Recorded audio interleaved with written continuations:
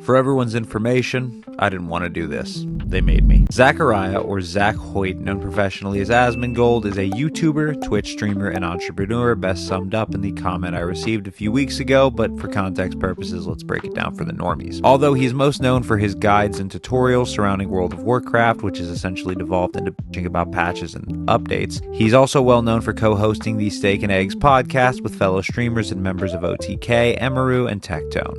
OTK is a business venture started by Asmongold and 4 other co-founders, the abbreviation standing for One True King.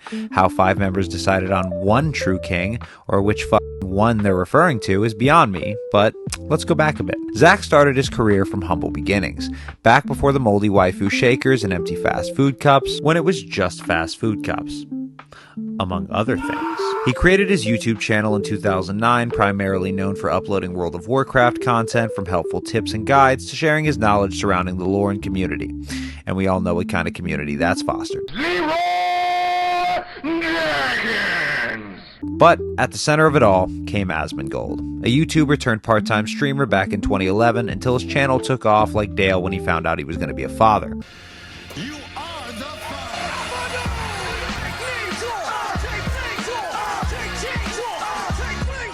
Like Drake's fanbase when Kendrick dropped Not Like Us. Like media attention about Asian hate crimes after they found out who was committing them. This needs to stop now. On Twitch, he would continue his World of Warcraft content while also dipping his toes into other ventures such as video game and developer controversies, as well as his reaction content. It wasn't very long into his career that people began to notice something very peculiar about Asmon's living habits. And it wasn't just the heaps of trash and clutter scattered throughout his room, or the rats in the background having gang war style knife fights or lascivious orgies with cheese and blow, but mainly his demeanor towards it all. I like my cheese moldy, bruh. In fact, Asmon would treat the chaos like MGK would treat his declining musical career, like Miranda Sings would treat inappropriate conduct with minors, like 6Erican treats predatory behavior.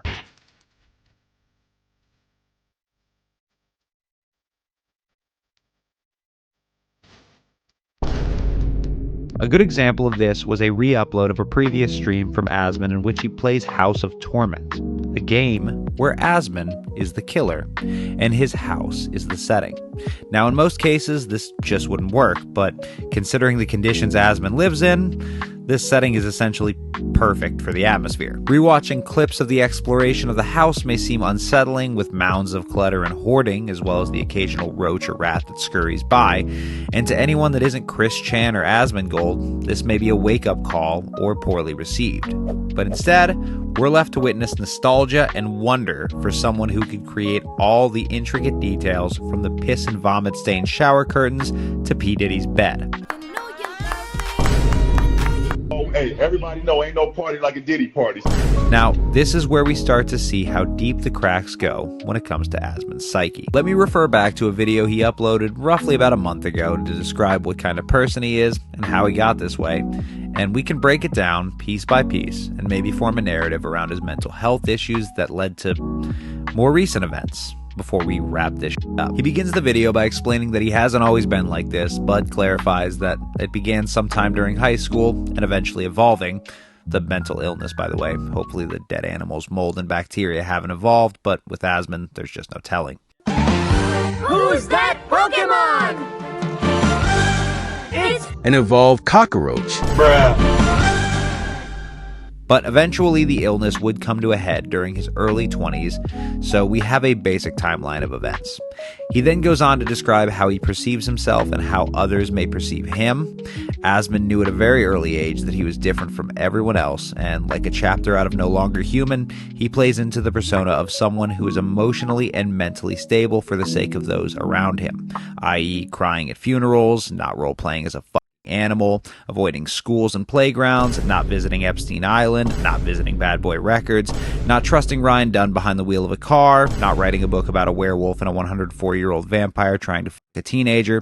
Essentially a lot of things most of us are capable of doing at any given time. He shares some brief examples of this when he describes how he would have his mother read the sins of the Bible to him so that he could better understand how to behave, which by a comical standpoint, if you're getting your social advice from the Bible, by current standards and customs, you're probably doing it wrong. Another example he uses is a memory from when he was much younger, playing baseball with another child, and the child was, in Asmon's words, annoying him and making him mad, to which Asmon attempted to and succeeded in turning the boy's face into a Southern Housewives Why I Stayed story.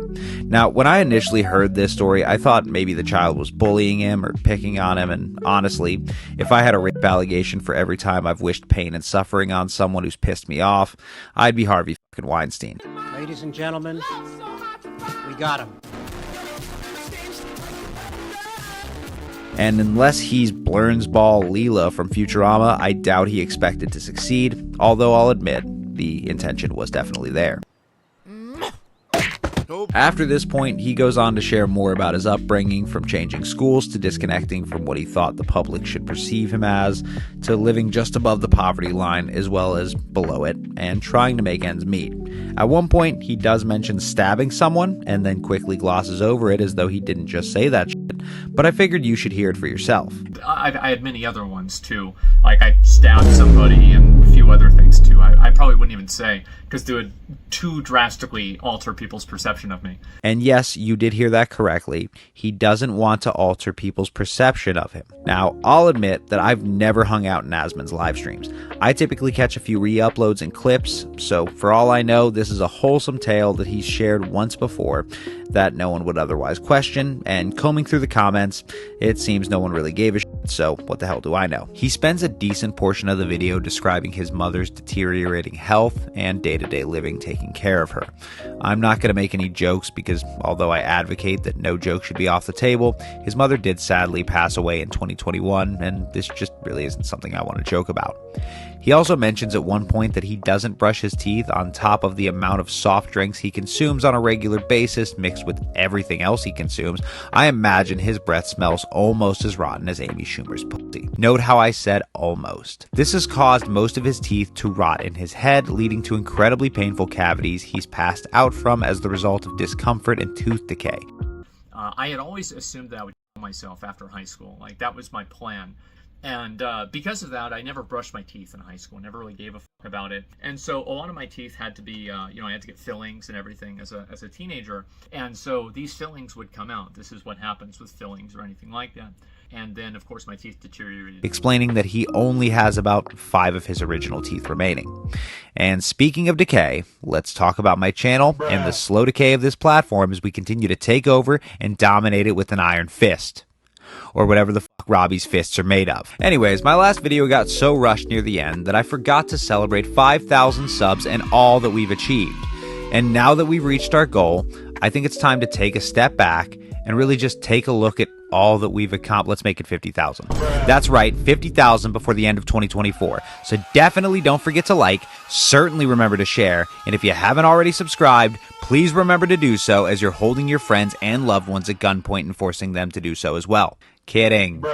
Kind of. He mentions a handful of times throughout the video that he spent a lot of time contemplating or planning to ride the sewer slide, but due to the release of a new WoW expansion or the same level of forgetfulness that you may have when you've misplaced your keys or forget that your bedsheet doubles as a noose, he just hasn't.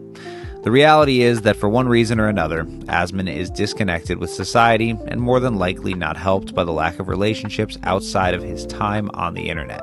And what I mean by that is, aside from viewers or people he hosts his podcast with or even his fellow OTK members, he more than likely doesn't have a bond with many others outside of that life. This can create a relationship where he feels as though he can talk, but he never knows if he's truly being heard. He's opened himself up to his audience about who he is and how he lives, but with no real direct pushback, he has no reason to change his lifestyle or work towards bettering himself. But this isn't just a job for one person, or one group, or many. I think that he should seek a form of therapy, or even just a will to help himself, but at the same time, he's very sincere with who he is and how comfortable he's become with his lifestyle. I know people want to see him do better, but who are we to intervene? All of this, though, would lead to the comments made on stream about Palestine and Israel. And as far as I'm concerned, unless he's heavily educated in Sharia law, I'd have just not said that. But then again, my opinions about political, social, and religious topics are to avoid them completely, though, because I have nothing to share that wouldn't be coded in absolute ignorance and I'm repeating from a debate I half remember. It's as silly as a celebrity sharing their political stance. Who gives a who Taylor Swift is voting for? That bitch released 54 songs in the past 2 years, and that's not including the re-recorded albums, on top of a year-long tour that's still ongoing. What fucking time does she have to research candidates' policies? But I mean, after all, she fucking wrote Love Story. That's all I need to know about her political stance. Fuck you, Taylor Swift. But moving on, do I think he should have apologized for what he said? Well, that all depends on how he really feels. We all say shit in the heat of the moment, and considering his prior lack of empathy for himself or others, it wouldn't be shocking either way, but the way that I see it is he's trying to put the pieces of his life back together, and whether he's facing off against the terrors of the Lich King or the maggots fighting for control of his honey buns, I hope he's moving in a positive direction, at least in his mind. On to the roasts. Also, once again, I'm very sorry about this. Asmon, I think you and Chris Chan might hold the same level of depravity, despite Chris having a much closer relationship with his mother. Asmon, if Helen Keller had any better reason to be deaf, dumb, and blind, it might have been to date you. Asmon, the bacteria in your half-empty cups and leftover plates probably maintain better relationships than you do. Asmon, I think the second tower lasted longer than the majority of your teeth. Asmon, if you charged rent for every creature roaming your horror house, you would have gotten twice as rich, twice as fast. In conclusion, Asmongold clearly has mental and emotional health issues that he's working out in his own time. He's willing to own up to every mistake he feels he's responsible for, and whether that's enough for you or I is not for us to decide. What I can say, though, is he has made more of an effort to accept as well as be forthcoming with who he is than a majority of us would ever be willing to do. And that's more of a massive step towards a better understanding of ourselves than you or I may ever see in our lifetime. Thank you guys so much for watching. Feel free to let me know in the comments if the video wasn't comical enough for you. I really stepped back from this episode, but a big shout out to my patrons Jessica, Pulped Milk, George, and Jesse. Thank you to my editor and artist. Their links will be in the description, but until next time, be well.